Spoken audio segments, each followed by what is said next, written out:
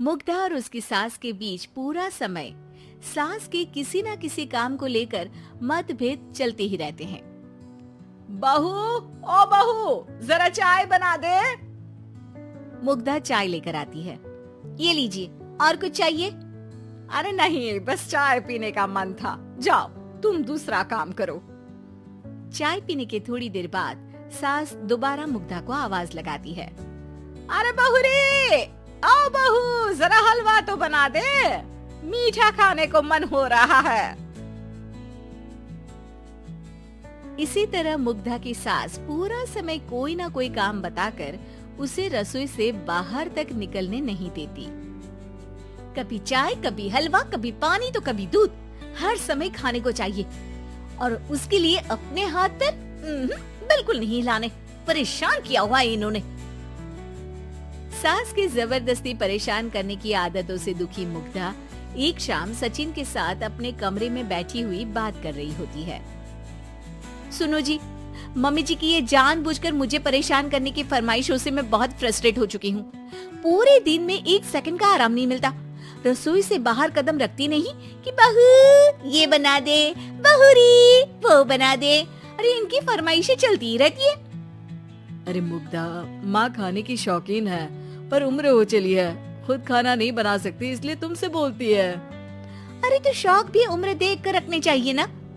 समझ में नहीं आता, हर समय फेविकॉल का जोड़ लगाए सोफे से चिपके बैठी रहती है। इतना सब डाइजेस्ट कैसे हो जाता है उन्हें? अरे तुम मेरी माँ से इतनी नफरत कैसे कर सकती हो?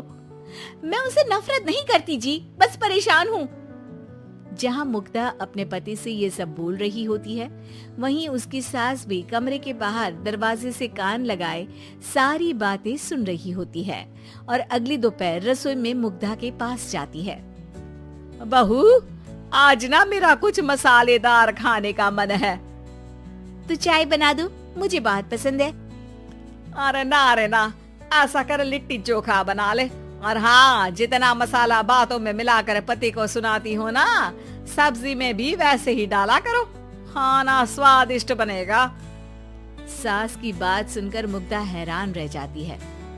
मतलब अब पूरा समय मुझ पर हुक्म चलाने के साथ बंद कमरे में हुई पति पत्नी की बीच की बातें भी सुनती है? अरे बात जब मेरी थी तो सुनने में क्या दिक्कत है? ये कहकर सास वहाँ से चली जाती है। अरे अब तो हद पार हो गई, इस तरह से तो ये मेरा जीना मुश्किल कर देंगी। मुग्धा सास की हरकतों से परेशान उसका हल सोचने लगती है और इसी तरह कुछ दिन बीत जाते हैं, जिसमें सास का जन्मदिन आता है। मुग्धा बहुत खुशी के साथ अपनी सास को एंड्रॉइड मोबाइल गिफ्ट करती है। मम्मी, आपको सबसे बात करने के लिए बहुत दिक्कत होती है ना? कभी सचिन तो कभी मुझे बोलना पड़ता है, पर इस मोबाइल से आपको कोई दिक्कत नहीं होगी। एक जगह बैठे बैठे बहुत कुछ कर सकती हैं अब आप। मोबाइल देख सासू माँ खुश हो जाती है, पर उसे इस्तेमाल करना तो आता नहीं, इसलिए साइड में रख देती है। जिसे देख मुग्धा घर का सारा काम छोड़ मोबाइल सेट कर सास को इस्तेमाल करना सिखाने लगती है, जिसके बाद अब सास पूरा समय मोबाइल में ही लगी रहती है। हाय, जब से मम्मी को मोबाइल मिला है मेरी लाइफ में कितनी शांति आई है। अच्छा है, इसी तरह बिजी रहे तो मैं भी सुकून की जिंदगी जी पाऊंगी। अब मुग्धा जब मन करे काम करना, जैसा चाहे वैसा खाना बनाकर खाना, पूरा समय रिलैक्स और खुश रहने लगती है। क्या बात है, आजकल तुम बहुत चहक रही हो। अरे मम्मी जी से छुटकारा जो मिला है, अब ना फरमाइशें ना छुप छुप कर बातें सुनना। अच्छा, तो मोबाइल गिफ्ट करने की ये स्कीम थी। इसी तरह दिन बीतते हैं और अब मोबाइल पर लगी सास फरमाइशों की जगह सवालों के लिए बहू को आवाजें लगाना शुरू कर देती है। अरे बहू सुन तो, देख जरा किसी का फोन क्यों नहीं मिल रहा? रिचार्ज खत्म हो गया है, पर अभी 4 दिन पहले ही तो मैंने किया था, इतनी जल्दी कैसे खत्म हो गया?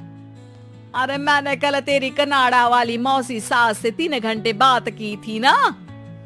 क्या? इतना महंगा तो मोबाइल भी नहीं आया जितना महंगा इसका रिचार्ज पड़ रहा है। इसके बाद तो जैसे मुग्धा के दिन के 24 घंटे में से 20 घंटे सास के पास उनके मोबाइल रिलेटेड प्रॉब्लम सॉल्व करने की ड्यूटी ही बन जाती है। अरे मुग्धा, ये मोबाइल में अचानक तेरी मौसी सास की शक्ल क्यों दिखने लगी? और ये तो हिल भी रही है। मम्मी, ये गूगल डुओ का वीडियो कॉल है।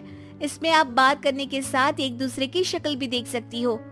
अच्छा, ये तूने मुझे पहले क्यों नहीं बताया? अब बताने के लिए पहले नहीं बताया। इसी बीच सचिन भी वहाँ आ जाता है और सास अपनी वीडियो कॉल में बिजी हो जाती है। क्यों, सास बहू में क्या गपशप चल रही है? इसे गपशप नहीं, दिमाग का दही होना बोलते हैं। पर तुम तो मम्मी को मोबाइल देकर बहुत खुश थी, फिर क्या हुआ?